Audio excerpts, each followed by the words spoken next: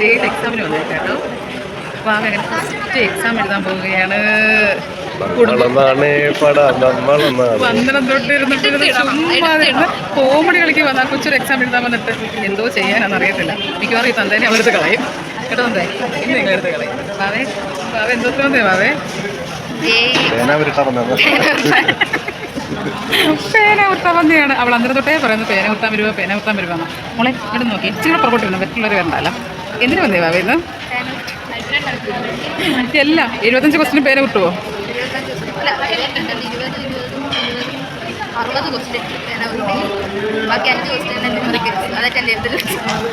അപ്പൊ അതിനൊരു തീരുമാനം നീ എന്തായാലും വൃത്തിയാ പോരായോ? അവർ പറഞ്ഞു ഇപ്പൊ എന്നെ കയറത്തില്ലെന്ന് പറഞ്ഞു, അവിടെ വേറെ കൊടുക്കുമെന്ന് പറഞ്ഞു. എന്നാലും നമ്മൾ ആദ്യമായിട്ടാണ് ഒരു എക്സാം അറ്റൻഡ് ചെയ്യുന്നത്. 12th കഴിഞ്ഞതിന് ശേഷം ഫസ്റ്റ് എക്സാമിൽ വന്നേക്കുക. കൂട്ടിലെന്നെങ്കിൽ ഉരുട്ടെ, എന്നാലും എക്സാം അറ്റൻഡ് ചെയ്യണമെന്നുണ്ടായിരുന്നു കാവച്ചി. അപ്പോൾ ഓർത്ത് ബെസ്റ്റ് കേട്ടോ. ഉരുട്ടിയിട്ട് നമുക്ക് കാണാവേ. എൻ്റെ ഹൽക്കിൻ്റെ ഒരു കൈ മുകളോട്ട് വരുന്നത്, പക്ഷെ കണ്ടില്ല. അങ്ങനെയൊക്കെ ഒരു ഹാൽ ടിക്കറ്റ് ഒക്കെ കിട്ടി. ചുമ്മാ ഒരു ഹാൽ ടിക്കറ്റ് എടുത്ത് വെക്കാമല്ലോ. ഷോ എങ്കിൽ ഷോ. ചേട്ടായി എന്ത് പറയുന്നു മോള് എക്സാം എഴുതാൻ പോകുന്നതിനെ കുറിച്ച്? ഫോട്ടോ നോക്കിയേ, കാണാനില്ല. നിങ്ങൾ ആരെങ്കിലും കണ്ടിട്ടുണ്ടോ? ഈ പ്രതി എവിടെയെങ്കിലും കണ്ടിട്ടുണ്ടെങ്കിൽ എത്രയും പെട്ടെന്ന് ഞങ്ങളെ ഏൽപ്പിക്കുക. കാണാനില്ല. ചേട്ടായി ചേട്ടൻ ഏത് എക്സാം ആയിട്ടാണ് വേണ്ടത്? ചേട്ടൻ ഇതൊന്നുമല്ല വേണ്ടത്, ചേട്ടൻ നീറ്റാണ്. ചേട്ടൻ എങ്ങനെയുണ്ടോ പറയുന്നത്? ജെയ്ഡ് എക്സാമിന് വരുമ്പോൾ നമുക്ക് വെളിയിൽ കുറേ ഇൻസ്റ്റിറ്റ്യൂട്ടിൻ്റെ പേപ്പർ തരും.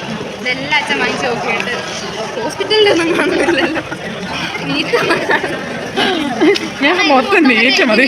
മെക്കാനിക്കൽ അത് സിവിൽ അതൊക്കെയാണ്.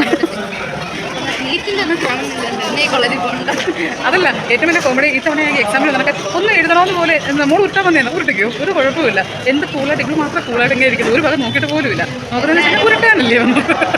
എല്ലാവർക്കും നല്ല ടെൻഷൻ ഉണ്ടെന്ന് നോക്കണം. അവരുടെ പേരൻസിനൊക്കെ ഭയങ്കര ക്യൂരിയോസിറ്റി ഉണ്ട്. ഞങ്ങളുടെ ചേട്ടാക്കി അങ്ങനെ ഒന്നുമില്ല, കാരണം നീറ്റ് മാത്രമാണ് ഞങ്ങളുടെ ലക്ഷ്യം.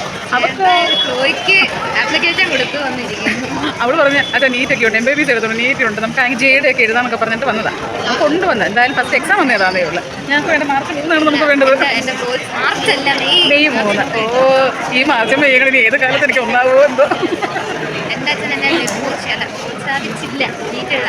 പ്രോത്സാഹിപ്പിച്ചില്ല.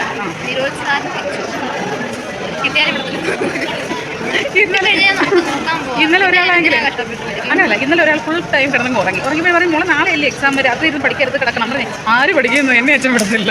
എന്നെ ഇതിന് കിട്ടിയാലും എൻ്റെ അച്ഛൻ വിടത്തില്ല. പറഞ്ഞ് അങ്ങനൊന്നും അല്ലല്ലോ, അച്ഛൻ അങ്ങനൊന്നും പറഞ്ഞില്ലല്ലോ. അത് പറഞ്ഞു എവിടെ അച്ഛനാണെങ്കിൽ അത് ജീടെ വന്നപ്പോഴും പറയുന്നുണ്ട് ഒരു നീറ്റ് കൊണ്ടുവരുമോ ചോദിക്കുന്നു. ശരിക്കും എനിക്ക് കൊണ്ടുവരുമോ ജെയുടെ എക്സാമിൽ നമ്മൾ ചോദിക്കേണ്ട കാര്യം നീറ്റ് കൊണ്ടുവരുമോ കഴിയുന്ന എൻ്റെ അഭിപ്രായം എന്നതാ വാവേ? എൻ്റെ അഭിപ്രായം പിള്ളേരൊക്കെ ചിലരൊക്കെ ഹെഡ്സെറ്റ് വെച്ച് പഠിക്കുന്നു, ചോറ് കഴിക്കുന്നതിന് വരെ പേപ്പർ തിന്നുന്നു, മറ്റെല്ലാം ബുദ്ധി വരാൻ വേണ്ടിയിട്ട് ഈ വെള്ളത്തിലൊക്കെ ഇട്ട് കഴിക്കുന്നത്, അതൊക്കെ ഇരുന്ന് കഴിക്കുക. ഞാനിവിടെ ഉറക്കം വരാതിരിക്കാൻ ടൂൾസ് കാണും.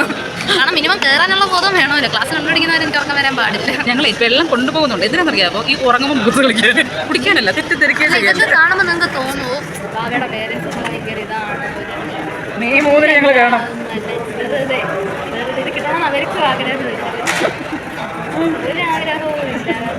പോയി അവർ കിട്ടി കഴിഞ്ഞാൽ വിടത്തില്ല. അതിൻ്റെ മാത്രം അടുത്ത നീറ്റിൻ്റെ വീട്ടിൽ നീറ്റിന് ഞങ്ങളടുത്ത് ഉരുണ്ട് പഴയ അങ്ങനെ കൊടുത്തായിരുന്നു. ചേട്ടാ നമ്മളവിടെ ഉരുത്താറുണ്ടെന്ന് പറയുന്നത് ചേട്ടാ. ചേട്ടൻ ഉരുത്താറുണ്ടോ? ചേട്ടനൊന്നുമില്ല ചേട്ടാ. രാവിലെ എണീക്കുമ്പോൾ അടുത്തിട്ട് നീറ്റ് കൊണ്ടുവരണം. ചേട്ടനോടെ ഫോൺ പിടിക്കാൻ പറയുമ്പോൾ ചേട്ടൻ കയറി മാറിയിരിക്കും. എൻ്റെ കൈക്ക് നീളവും ഇല്ല. ഈ മനുഷ്യൻ്റെ തലയുടെ അപ്പുറം വരപ്പോഴാണ് നീളം കൈക്ക് വേണ്ടായോ? അതൊട്ടില്ലാതായോ? ഓക്കെ, അപ്പോൾ നമുക്കാണെങ്കിൽ ഇനി എക്സാം കഴിഞ്ഞിട്ടുള്ള ഭാവിയുടെ റിയാക്ഷൻ കാണാം. ഇപ്പോൾ എക്സാമിൽ പോകുമ്പോഴുള്ള ആക്ഷനാണിത്. എക്സാം കഴിഞ്ഞപ്പോഴും ഞാൻ പറഞ്ഞത് ഇവിടെ നല്ല ഏരിയ ഉണ്ട്, 2 ഹോളൊക്കെയും 2 സെൻറ്ററാണ്. ഒരേ സെൻറ്റർ, അതായത് ഒരേ സെൻറ്ററിനകത്ത് തന്നെ 2 സ്ഥലം. ഞാൻ പറഞ്ഞു ഏതെങ്കിലും തണലുള്ള മരത്തിൻ്റെ കീഴിൽ ഞാൻ കാണും, വന്ന് വിളിച്ചോളാം.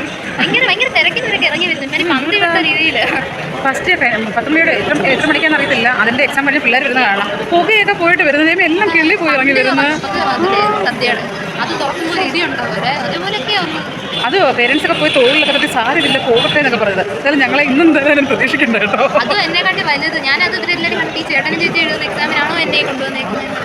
അങ്ങനെയല്ല പറയുന്നത്. എൻ്റെ ആദ്യത്തെ എക്സാമാണ്. അത് നമ്മൾ അറ്റൻഡ് ചെയ്യും, നല്ലതായിട്ട് അറ്റൻഡ് ചെയ്യും. കിട്ടി പോയേ പോയി. രണ്ടായാലും നമുക്ക് കണക്കാം. ഇത് KPPP ആണ്, കിട്ടിയാലും പോയി പോയാലും പോയി. അല്ല എന്നാലും നമ്മൾ എന്തെന്ന് പറയാമല്ലോ, എക്സാം എങ്ങനെയുണ്ടെന്ന് ചോദിച്ചാൽ അറിയാലോ. ഞങ്ങളിപ്പം തീരുമാനം എടുത്ത് നമ്മൾ സിവിലിന് കൊടുക്കുന്നതായിരിക്കും. അപ്പോൾ ആ പേപ്പർ കണ്ടപ്പോഴാണ് സിവിൽ സിവിൽ സർവീസ്. സർവീസില്ല. അന്നേരം എൻ്റെ അച്ഛൻ ഉടനെ അല്ല ഇപ്പോഴത്തെ ട്രെൻഡ് ഡോക്ടർ വിത്ത് സിവിൽ സർവീസ്. പിന്നെ എന്ത് വേണം, വേറെ എന്ത് വേണം? അതെന്ന് വെച്ച് കഴിഞ്ഞാൽ സിവിൽ എന്തായാലും അറ്റൻഡ് ചെയ്തിട്ട് ക്വസ്റ്റ്യൻ എങ്ങനെയാണ് നാളെ കാലത്തായി ആരെങ്കിലും ചോദിക്കുമ്പോൾ ഇന്നതായിരുന്നു ക്വസ്റ്റ്യൻ പറയാൻ വേണ്ടിയിട്ട്, കിട്ടാൻ വേണ്ടിയിട്ടല്ല. ഇവിടെ നിന്ന് ഇറങ്ങുമ്പോൾ ഞാൻ നല്ലതായിട്ട് നമുക്കാണെങ്കിൽ അറ്റൻഡ് ചെയ്തത് എക്സ്പീരിയൻസിന് വേണ്ടിയല്ല. അപ്പോൾ നമുക്കാണെങ്കിൽ ഇനി അടുത്ത എക്സാം കഴിഞ്ഞിട്ടുള്ള ഈ വാവയുടെ മുഖം ഇങ്ങനെ തന്നെയാണെന്ന് അറിയാം. ആദ്യം ഒരു കാര്യമുണ്ട്, പ്രത്യേകിച്ച് ഓർക്കേണ്ടതെന്ന് വെച്ച് കഴിഞ്ഞാൽ മൂന്നല്ല ഈ 5 ഇവർക്കാണെങ്കിൽ 3 മണിക്ക് എക്സാം തുടങ്ങുന്നത്, 1 മണിക്ക് പോളി കയറ്റിയാണ്. അപ്പോൾ 1 മണി തൊട്ട് 6 മണി വരെ 3 മണിക്കൂർ എക്സാം ഉണ്ട്. ഉറങ്ങരുത്, വിളിച്ചുണർത്താൻ വീട്ടിൽ നിന്ന് ആരും അകത്ത് കയറാൻ പറ്റത്തില്ല. ചിലപ്പോൾ സെക്യൂരിറ്റി വിളിക്കാൻ മറന്നു വരും, 3 മണി ഇറങ്ങി വരണം കേട്ടോ.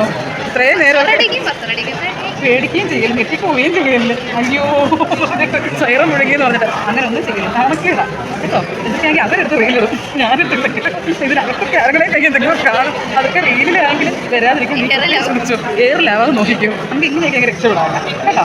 അതിന് ഉണർന്ന് വരണം, മിക്കവാറും ഉറങ്ങും, യാതൊരു വെള്ളം എന്തെങ്കിലും കൊണ്ടുപോകണം മുഖത്ത് പിടിക്കാൻ.